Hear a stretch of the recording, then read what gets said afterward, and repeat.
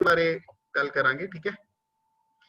कल the diagram नूं ही होर थोड़ा जा मैं चेंज करन लग्या, ठीक है। पहला तो जिहड़ी कल तक दी डायग्राम है वही दोबारा तो रिपीट हो रही है।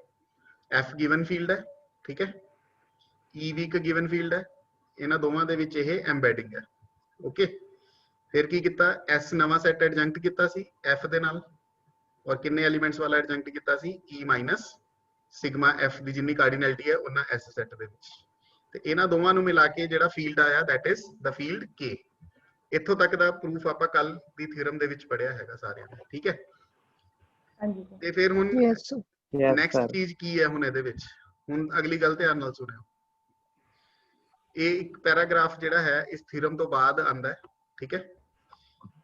इस पैराग्राफ का जिहड़ा मेन हैगा इन शॉर्ट वो मैं डायग्राम च ही तुहानूं एक्सप्लेन कर रहा, फिर पैराग्राफ आपां पढ़ लांगे। ये चीज ते निगाह मारो एक बार, सॉरी, ये वाला पोर्शन जिहड़ा है नजर आ रहा है जिथे मैंने स्क्वायर बनाया है?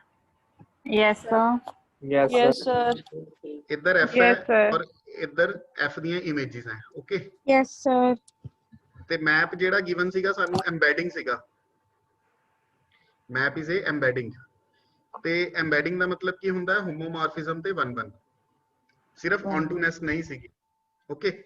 बट जे मैं सिर्फ यही तीन एलीमेंट्स लवां ई दे विचों होर कोई पोर्शन लवां ही ना, सिर्फ अन्ना पोर्शन ही कंसीडर करा, तो इस पोर्शन का नाम की है सिग्मा एफ।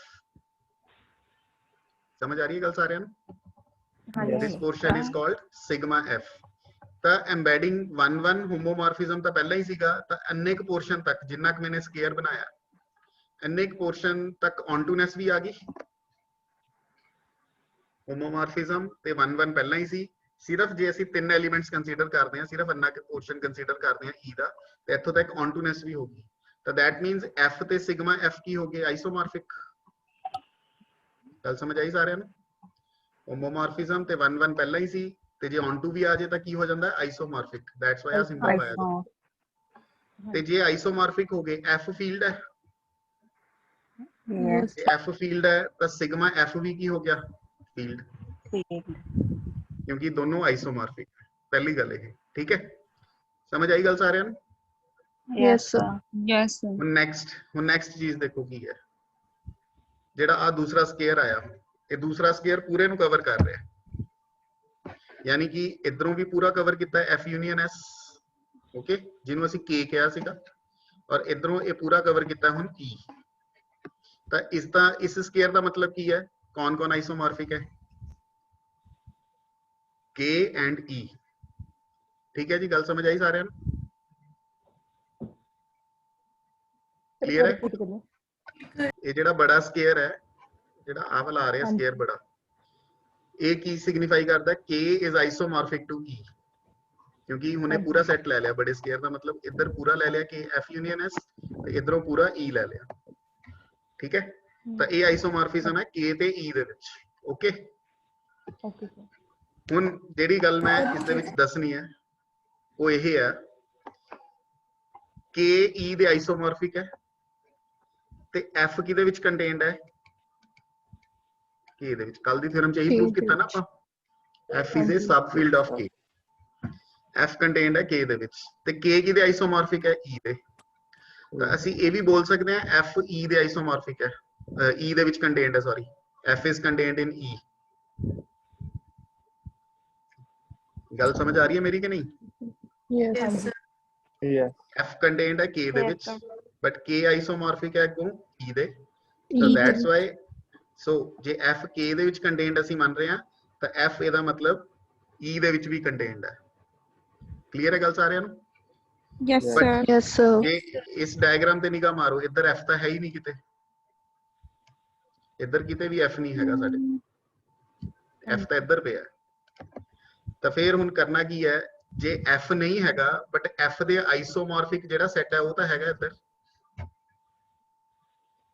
ਗੱਲ ਸਮਝ ਆ ਰਹੀ ਹੈ ਮੇਰੀ ਕਿ ਨਹੀਂ? ਅਸੀਂ ਕਹਿ ਰਹੇ ਹਾਂ ਕਿ F E ਦੇ ਵਿੱਚ ਕੰਟੇਨਡ ਹੋਏਗਾ, ਬਟ ਇਹ ਡਾਇਰੈਕਟ ਕੰਟੇਨਮੈਂਟ ਨਹੀਂ ਹੈਗੀ, ਡਿਊ ਟੂ आइसोमॉर्फिज्म है। F डायरेक्टली ਤਾਂ ਇੱਧਰ ਹੈ ਨਹੀਂ ਨਾ E ਦੇ ਵਿੱਚ, F ਤਾਂ ਇੱਧਰ ਪਿਆ K ਦੇ ਵਿੱਚ, ਬਟ ਜਿਹੜੀ ਚੀਜ਼ F ਦੇ आइसोमॉर्फिक है ਉਹ E ਦੇ ਵਿੱਚ ਪਈ है। F ਦੇ आइसोमॉर्फिक कौन है? Sigma F। ਤਾਂ ਇਹਦਾ ਮਤਲਬ ਜੇ ਇਹਦਾ ਮਤਲਬ ਜੇ ਇੱਧਰ ਅਸੀਂ f ਨੂੰ k ਦੇ ਕੰਟੇਨ ਦੇ ਵਿੱਚ ਲੈ ਰਹੇ ਹਾਂ ਤੇ ਅਸੀਂ ਨਾਲ ਦੀ ਨਾਲ ਇਹ ਵੀ ਕਹਿ ਰਹੇ ਹਾਂ ਕਿ f e ਦੇ ਵਿੱਚ ਕੰਟੇਨਡ ਹੈ ਤੇ ਜੇ f ਦੇ ਐਲੀਮੈਂਟਸ ਨੂੰ ਆਬਜ਼ਰਵ ਕਰਨਾ ਹੈ e ਦੇ ਵਿੱਚ, ਜੇ f ਦੇ ਐਲੀਮੈਂਟਸ ਨੂੰ ਆਬਜ਼ਰਵ ਕਰਨਾ ਹੈ e ਦੇ ਵਿੱਚ ਤਾਂ ਅਸੀਂ ਉਹ ਆਬਜ਼ਰਵ ਕਰਾਂਗੇ ਬਾਈ ਸਿਗਮਾ f। ਗੱਲ ਸਮਝ ਆਈ ਮੇਰੀ ਸਾਰਿਆਂ ਨੂੰ? ਕਿ ਜੇ f ਦੇ ਐਲੀਮੈਂਟਸ ਨੂੰ ਅਸੀਂ ਕਹਿਣਾ ਹੈ ਕਿ e ਦੇ ਵਿੱਚ ਫਾਈਂਡ ਕਰੋ ਕਿੱਥੇ ਪਏ ਆ ਤਾਂ ਅਸੀਂ ਕਵਾਂਗੇ ਜੀ ਆ ਜਿਹੜੇ ਸਿਗਮਾ f ਦੇ ਵਿੱਚ ਪਏ ਆ ਇਹੀ f ਦੇ ਐਲੀਮੈਂਟਸ ਹੈ ਬਿਕੋਜ਼ ਇਹ ਦੋਵੇਂ ਕੀ ਹੈ ਆਪਸ ਚ ਆਈਸੋਮੋਰਫਿਕ। ਜਿਵੇਂ ਮੈਂ ਕੱਲ ਤੁਹਾਨੂੰ ਐਗਜ਼ਾਮਪਲ ਦਿੱਤੀ ਸੀ ਨਾ, ਆਪਣਾ ਨੰਬਰ ਸਿਸਟਮ ਹੈਗਾ 1 2 3 4, ਉਹਨਾਂ ਦਾ ਨੰਬਰ ਸਿਸਟਮ ਹੈ 1 2 ਰੋਮਨਸ ਦਾ 1 2 3, ਉਹ ਐਵੇਂ ਲਿਖਦੇ ਆ। ਬਟ ਇਸ ਦੇ ਵਿੱਚ ਔਰ ਇਹਦੇ ਵਿੱਚ ਆਈਸੋਮੋਰਫਿਜ਼ਮ ਹੈਗੀ ਹੈ ਨਾ ਇਹਨਾਂ ਦੋਵਾਂ ਚ। ਸਾਡਾ 1 ਇਹਦੇ ਕੋਰਸਪੋਂਡਿੰਗ ਹੈ, A2 ਇਸ ਦੇ ਕੋਰਸਪੋਂਡਿੰਗ ਹੈ, A3 ਇਹਦੇ ਕੋਰਸਪੋਂਡਿੰਗ ਹੈ, ਇਸੇ ਤਰ੍ਹਾਂ 4 ਉਹਨਾਂ ਦਾ ਜਿਹੜਾ ਸਿੰਬਲ ਹੈ ਉਹਦੇ ਕੋਰਸਪੋਂਡਿੰਗ ਹੈ। ਤਾਂ ਹੁਣ ਇਹ ਵਾਲਾ ਸੈੱਟ ਤਾਂ ਆਪਣਾ ਇੱਧਰ ਪਿਆ ਤੇ ਅਸੀਂ ਦੇਖਣਾ ਹੈ ਇਹਨੂੰ ਇਹਦੇ ਵਿੱਚ, ਤਾਂ ਅਸੀਂ ਇੱਧਰ ਆ ਵਾਲਾ ਸੈੱਟ ਪਿਆ ਰੋਮਨਸ ਦਾ, ਤਾਂ ਅਸੀਂ ਕੀ ਕਵਾਂਗੇ ਜੋ ਸੈੱਟ ਸਾਡਾ ਇੱਧਰ 1 2 3 ਹੈ ਉਹੀ ਸੈੱਟ ਇੱਧਰ ਆ ਵਾਲਾ 1 2 3 ਵਾਲਾ ਹੈਗਾ ਰੋਮਨਸ ਵਾਲਾ।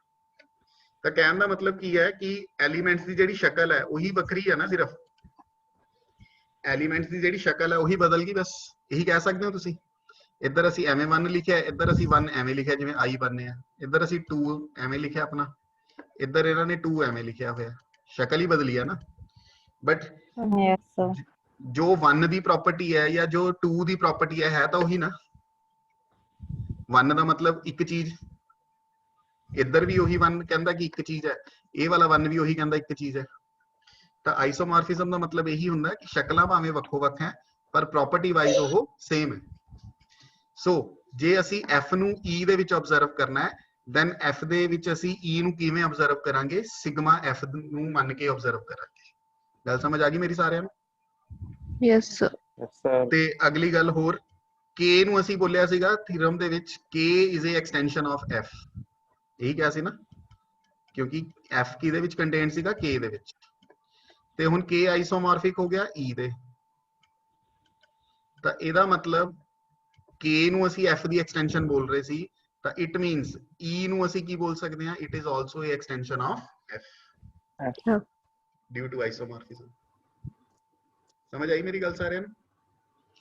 Yes sir. ਤਾਂ ਹੁਣ ਇਸ ਸਾਰੇ ਲੈਮਾ ਦਾ ਹੁਣ ਇਨ ਸ਼ਾਰਟ ਕੀ ਬਰੀਫ ਹੈਗਾ, ਕੀ ਆਪਾਂ ਨੂੰ ਪਤਾ ਲੱਗਦਾ ਕਿਵੇਂ ਇਹਨੂੰ ਯੂਜ਼ ਕਰਨਾ, ਅੱਗੇ ਕੀ ਹੈਗਾ ਇਹ? ਉਹ ਰਿਜ਼ਲਟ ਇਹ ਆ ਕਿ ਅਗਰ ਕਿਸੇ ਦੋ ਫੀਲਡਸ ਦੇ ਵਿੱਚ ਐਮਬੈਡਿੰਗ ਐਗਜ਼ਿਸਟ ਕਰ ਗਈ,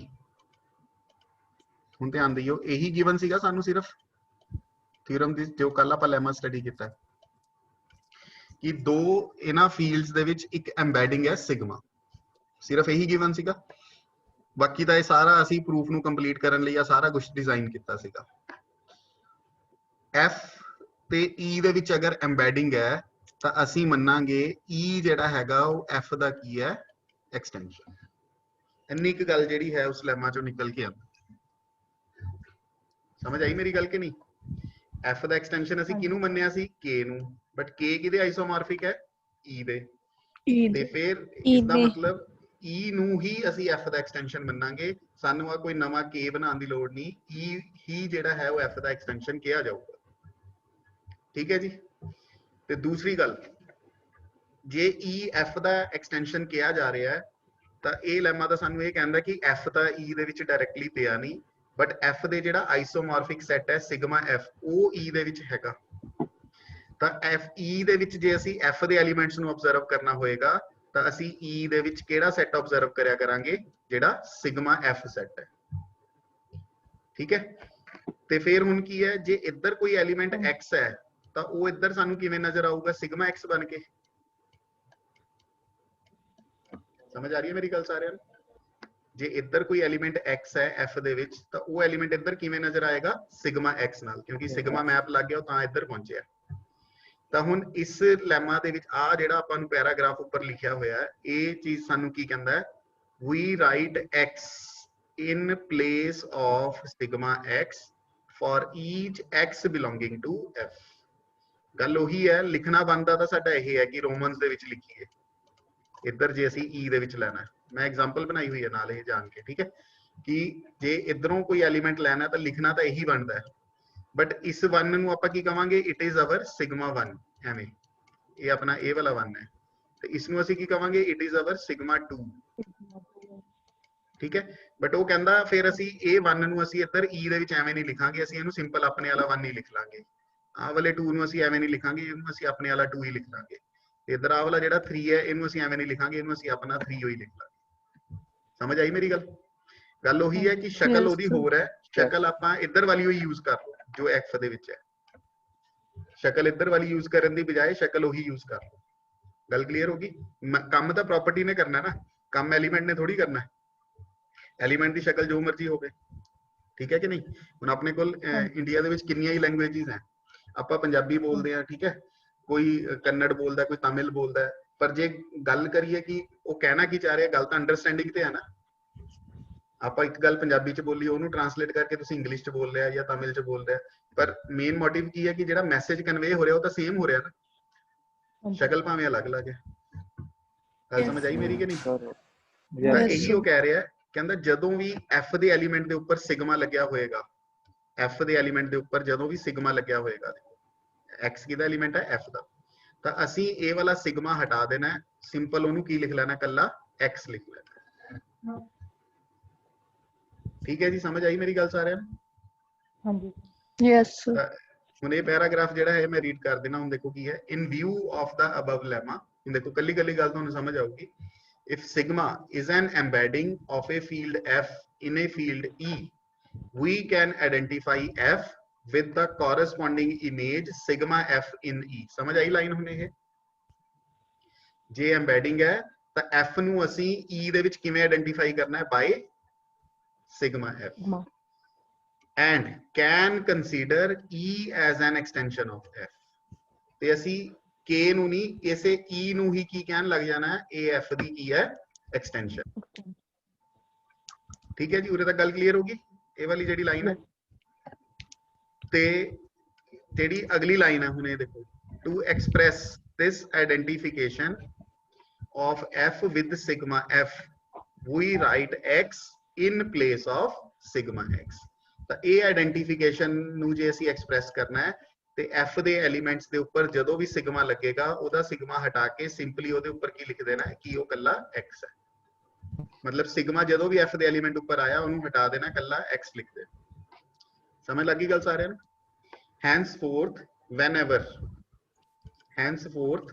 whenever there is an embedding of a field f into a field E, we say that E is an extension of। ਤਾਂ ਇਹ ਸਾਰਾ ਨਿਚੋੜ ਹੈਗਾ ਉਸ ਲੈਮਾ ਦਾ। ਕਲੀਅਰ ਹੈ ਮੇਰੀ ਗੱਲ ਸਾਰਿਆਂ ਨੂੰ? ਤਾਂ ਜੇਕਰ f ਤੇ E ਦੇ ਵਿੱਚ embedding ਐਗਜ਼ਿਸਟ ਕਰਦੀ ਹੈ, ਤਾਂ E ਨੂੰ ਹੀ ਅਸੀਂ f ਦਾ ਐਕਸਟੈਂਸ਼ਨ ਕਹਿਣ ਲੱਗ ਜਾਣਾ। ਤੇ ਅਗਲੀ ਗੱਲ ਜਿਹੜੀ ਯਾਦ ਰੱਖਣੀ, ਜਦੋਂ ਵੀ f ਦੇ ਐਲੀਮੈਂਟ ਉੱਪਰ ਸਿਗਮਾ ਲੱਗਦਾ ਹੈ, ਉਸ ਸਿਗਮਾ ਨੂੰ ਅਸੀਂ ਹਟਾ ਦੇਣਾ। ਠੀਕ ਹੈ ਜੀ, ਗੱਲ ਸਮਝ ਆ ਗਈ ਸਾਰਿਆਂ ਨੂੰ ਕਿ ਨਹੀਂ? Yes, sir.